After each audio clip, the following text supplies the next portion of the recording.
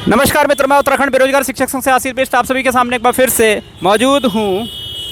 प्रवक्ता भर्ती को लेकर आज काफ़ी सारे अभ्यर्थी जो है पूर्व राज्य मंत्री श्री रविंद्र जुगरान जी से मिलने गए और उन्होंने विभिन्न मुद्दों को लेकर श्री रविंद्र जुगरान जी के सामने बात रखी। सबसे पहले आप एक क्लिप देख लीजिए जहाँ पे यहाँ पे आप देख सकते हैं, अगर आप स्क्रीन को देख रहे हैं तो इसमें कुछ बच्चों ने श्री रविंद्र जुगरान जी का सम्मान किया। इसमें मैं भी शामिल था। मैंने भी यहाँ पे एक गिफ्ट जो है श्री रविंद्र जुगरान जी के लिए ख़रीदा और उनको सम्मानित किया। उन्होंने जो 36 साल उत्तराखंड में जो संघर्ष किया है, कह सकते हैं उन्होंने उत्तराखंड की भलाई के लिए जिस तरीके से उत्तराखंड की सेवा करी है, उसके परिपेक्ष को लेकर हम सब ने, यानी कि जो अभ्यर्थी तोहफ़ा लेके आए थे और मैं भी इस तरीके से एक तोहफ़ा लेके आया था, हम सब ने उनके सम्मान के परिपेक्ष में यहाँ पे उनको एक गिफ्ट दिया और कहीं ना कहीं आप कह सकते हैं एक सम्मान देने की कोशिश करी कि हालांकि हम देखिए, हम तो इतने ज़्यादा हम कमाते तो हैं नहीं, लेकिन हमने अपनी उम्मीद के मुताबिक जो भी गिफ्ट वहाँ पे दिया होगा वो उनको पसंद आएगा। उम्मीद करते हैं जुगरान जी को अगर वो तोहफ़ा पसंद आएगा तो उनको खुशी होगी वहाँ से। तो बशर्ते आप आगे बढ़ते हैं, क्या क्या वहाँ पे हुआ और क्या क्या चीज़ें वहाँ पे डिस्कस भी आगे बढ़ते हैं इस चीज़ को लेकर। तो आपको बता दें कि यहाँ पे सबसे पहला मामला था प्रवक्ता भर्ती को लेकर, जो अभी रिसेंटली क्या अपडेट है। यानी कि जैसे कि आपको पता है कि प्रवक्ता भर्ती में स्क्रीनिंग जो परीक्षा थी वो 27 अप्रैल को होने वाली थी, यानी आज ही के दिन होने वाली थी, उसको पोस्टपोन्ड कर दिया गया था। अब आगे क्या होगा, आज यही इसी के परिप्रेक्ष्य में आगे की जानकारी जो है यहाँ पे आई है। आपको बता दें कि यहाँ पे समय क्यों लग रहा है। समय इसलिए लग रहा है क्योंकि कहीं ना कहीं आप कह सकते हैं कि यहाँ पे एम्प्लॉइज़ की थोड़ी सी कमी रह रही है। वहाँ पे एम्प्लॉइज़ जो है अवेलेबल नहीं हैं। तो अगर मान लीजिए फ़ाइल वहाँ पे पहुँचती है और वहाँ पे एम्प्लॉइज़ अवेलेबल नहीं होते हैं तो कहीं ना कहीं काम जो है वो थोड़ा सा डिले होता चला जाता है। यही एक वजह है जिसकी वजह से थोड़ा सा कार्य जो है वो आगे चला गया है। लेकिन जिस तरीके से, ऐसा नहीं है काम रुका हुआ है, वो चल रहा है, सुचारू रूप से आगे बढ़ रहा है और बहुत जल्द जो है, मेरे अंदाजे से जो जानकारी वहाँ से मिली है, अंदाजे से आप कह सकते हैं मई के फर्स्ट वीक यानी 7 मई के आसपास आपको अपडेट जो है देखने को मिल सकती है। यहाँ पे ये लगभग कंफर्म है। मैं आपको बता दूं कि आप विषयवार परीक्षा की ही तैयारी कीजिए, सब्जेक्टिव पढ़ते रहिए, यही कंफर्म यहाँ पे न्यूज़ आएगी आने वाले टाइम में। और आपको प्रवक्ता भर्ती के अंदर विषय ही पढ़ना है, ये कंफर्म हो चुका है। आप किसी भी अभ्यर्थी जो धरातल में आया था उससे पूछ सकते हैं जाके कि वहाँ पे आपको क्या पढ़ना है। तो आपको विषयवार ही पढ़ना है और अपना विषय को स्ट्रॉन्ग कीजिए। और जैसे ही मई के फर्स्ट वीक के आसपास, आई थिंक मई के फर्स्ट वीक के आसपास यहाँ पे अपडेट आ जाएगी, इसी के आसपास मान के चलिए, तो आपको यही देखने को मिलेगा कि आपको विषयवार परीक्षा की ही तैयारी करनी है। तो ये थी प्रवक्ता भर्ती को लेकर जो पुरानी चीज़ें, जो आपको देखो अखबार के माध्यम से भी आपको पता चल रहा होगा, कहीं ना कहीं जो चीज़ें आपके सामने निकल के आई हैं उनसे भी आपको पता चल रहा होगा कि सब्जेक्टिव की ही तैयारी करनी है। अब बात करते हैं दूसरी न्यूज़ की। यहाँ पे प्रवक्ता भर्ती से संबंधित पद वृद्धि की बात करते हैं। तो आपको बता दें कि यहाँ पे पद वृद्धि की बात भी पूर्व राज्य मंत्री श्री रविंद्र जुगरान जी के सामने अभ्यर्थियों ने रखी और ख़ासकर मैथ्स के अभ्यर्थियों ने बोला कि हमारी पिछली बार भी प्रवक्ता भर्ती के अंदर केवल 30 ही, सामान्य शाखा के अंदर केवल 30 ही सीटें आई और इस बार केवल 24 ही सीटें आ रखी हैं। और जो सामान्य कैंडिडेट है, जो सामान्य शाखा का जो कैंडिडेट है, वो केवल अगर क्षैतिज आरक्षण और बाकी आरक्षण हटा दे तो 5 सीटों में फाइट कर रहा है।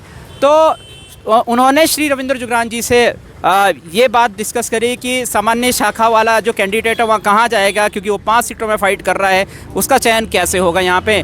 तो अगर वहाँ से उन्होंने अभ्यर्थियों ने रिक्वेस्ट करी कि अगर यहाँ से सभी विषयों में पद वृद्धि कर दी जाती है तो बहुत ही बड़ी कृपा होगी, खासकर मैथमेटिक्स के बच्चों के लिए कृपा होगी। और अन्य जैसे विषय हैं, और भी कई विषय हैं, सोशियोलॉजी हैं, उसमें शायद 2 या 3 ही सीटें आ रखी हैं, ज्योग्राफी में भी काफ़ी कम सीटें हैं, हिस्ट्री में भी काफ़ी कम सीटें हैं, ये सारी चीज़ें वहाँ पे रखी। तो कहीं ना कहीं उन्होंने एक पॉजिटिव, श्री रविंद्र जुगरान जी ने एक पॉजिटिव जो है वहाँ पे अपनी प्रतिक्रिया दी और कोशिश करी कि मैं अपना पूरा प्रयत्न करूँगा। और लेकिन इसमें ये भी बोला कि इसमें ये भी था कि और अभ्यर्थियों को इसमें प्रयास करना पड़ेगा। देखिए, जितने ज़्यादा अभ्यर्थी पदवृद्धि के लिए प्रयास करेंगे उतना ही ज़्यादा यहाँ पे पदवृद्धि होने का चांस है। मैं आपको बता दूं कि भाजपा का पुराना रिकॉर्ड है, 2010 में भाजपा की सरकार ने एलटी भर्ती के अंदर 1900 पदों के बाद 25% पदवृद्धि एलटी में करी हुई है। उनका रिकॉर्ड है कि वो जाने जाते हैं पदवृद्धि के लिए। तो जाहिर सी बात है उनसे उम्मीदें की जा सकती है कि हाँ भाई हो सकता है कि प्रवक्ता भर्ती के अंदर 613 सीटों में 25% पद वृद्धि या 20% पद वृद्धि या जितनी भी परसेंट पद वृद्धि हो सकती है। अगर यहाँ से पद बढ़ जाते तो आपको 1000 के आसपास पद देखने को, जाहिर सी बात है, देखने को मिल सकते हैं। लेकिन इसके लिए आपको धरातल में आना पड़ेगा, थोड़ी मेहनत करनी पड़ेगी। जो अभ्यर्थी अभी तक धरातल में नहीं आ पाए हैं वो धरातल में आए, थोड़ी मेहनत करें और उसके बाद देखिए यहाँ पे मामला जो है सुलझ सकता है। यहाँ पे आंकड़े भी देने पड़ेंगे कि अभी के लिए कितनी सीटें अभी खाली हैं, अभी के लिए कितनी सीटें खाली हैं प्रवक्ता भर्ती के अंदर, कुल कितनी उत्तराखंड के अंदर कितनी सीटें हैं और अभी की विज्ञप्ति के अनुसार कितनी सीटें जो है इस विज्ञप्ति के अंदर मौजूद हैं। ये आंकड़ा भी वहाँ पे देना पड़ेगा और उसके अनुसार यहाँ पे कार्रवाई हो पाएगी कि पद वृद्धि हो सकती है या नहीं हो सकती है। और वहाँ से मुझे जहाँ तक लगता है अगर इसमें थोड़ा सा प्रयास अभ्यर्थियों के द्वारा किया जाएगा तो जैसे कि भाजपा की सरकार जानी जाती है कि उन्होंने 2010 में एलटी भर्ती के अंदर पद वृद्धि करी हुई है, तो जाहिर सी बात है यहाँ से थोड़ा सा अभ्यर्थियों का प्रयास और सरकार का थोड़ा सा अच्छा नेचर जैसे कि 2010 में था उसकी वजह से प्रवक्ता भर्ती के अंदर आपको 1000 पद देखने को मिल सकते हैं। तो सीधी बात है, थोड़ा सा और अभ्यर्थियों को धरातल में आना पड़ेगा, मेहनत करनी पड़ेगी और यहाँ से फ़ायदा होता हुआ दिख सकता है आने वाले टाइम पे। तो क्या लगता है आपको, पद वृद्धि के लिए आप प्रयास करेंगे, धरातल में आएंगे, क्या थोड़ा सा यहाँ पे कोशिश करेंगे कि हाँ भाई इस भर्ती के अंदर 1000 पद हों? कितने लोग चाहते हैं नीचे कमेंट सेक्शन में बताएं कि प्रवक्ता भर्ती के अंदर 600 ही पद रहे या 1000 पद हों, नीचे कमेंट सेक्शन में ज़रूर बताएं।